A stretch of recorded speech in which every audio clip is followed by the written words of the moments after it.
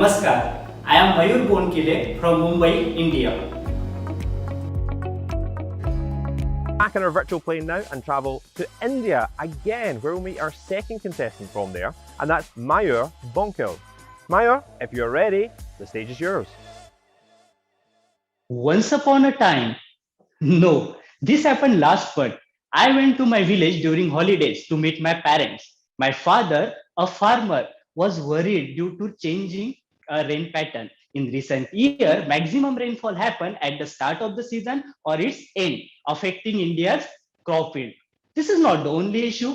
Look around. Intense heat waves in Europe, frequent wildfire in America, Australia, loss of sea ice, and rising sea level are all the results of climate change. One of the prime reasons for this is the accumulation of greenhouse gases like carbon dioxide in the atmosphere, resulting in global temperature rise. Well, you may think that a slight temperature rise of 1 or 2 degrees Celsius in a global atmospheric temperature is not a big deal. Hello, it will affect ecosystem, biodiversity, and human livelihood. To avoid this, one of the promising options is to use renewable energy resources like sunlight and wind to satisfy the growing energy demand. It will provide sustainable energy and meet the net zero carbon emission target by 2050. If it is so good, why have you not seen 100% renewable energy generation? Because they are unreliable and unpredictable. For example, solar PV can generate energy only when sunshine is available, and wind turbine energy production depend on wind speed. The solution to this problem could be the integration of lithium-ion battery with the renewables. The four main components of energy chain are generation, transmission, distribution, and consumption. Battery can fit anywhere in this chain. The importance of lithium-ion battery in this century is highlighted by the 2019 Nobel Prize in Chemistry. The lithium-ion battery have become a technology of choice as it is lightweight and can store a significant amount of energy in small space. Therefore, to effectively use renewable energy, one must have safe, efficient, and cost-effective battery technology.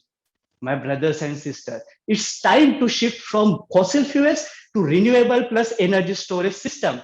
If not now, then when? If not here, then where? If not we, then who? Let's do it for our grandchildren and their grandchildren. Otherwise, after centuries, some animal species will tell a story that once upon a time there was human on this earth. Thank you. Well done, Mayur. I hope everyone watching at home still has a full battery charge as well, because we still have a lot of science in store for you. Time for the judges' questions now. Nadia, what would you like to ask Mayur? Mayur, is this an area of research that you have a special interest in? Do you work with lithium-ion batteries? Yeah, I work with energy storage system, a big scale energy storage in specific lithium-ion battery, how to integrate with the renewables like solar and wind. So that's my area of interest. Thank you, Nadia. Let's go over to Yadvinder. What would you like to ask? One of the big challenges with batteries, I think, is also, once they're scaled up, is a supply of raw materials and the mining involved and extraction of those materials. And what do you think about the possible environmental consequences of large-scale use? And do we have enough raw materials? Can we do them without environmental damage? Yeah, it's a valid question in this century. I'm not telling that lithium-ion battery is the silver bullet. In overall, if you want to propagate the renewable energy, we need an energy storage system.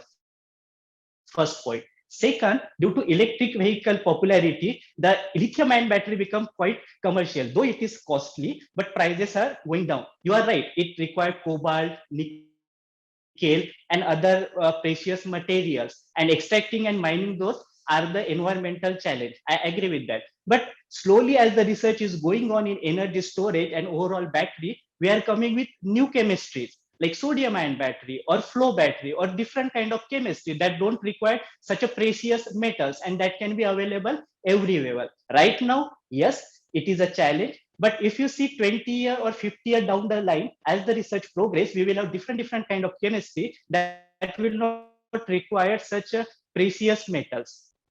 Thank you, judges, and well done, Mayur.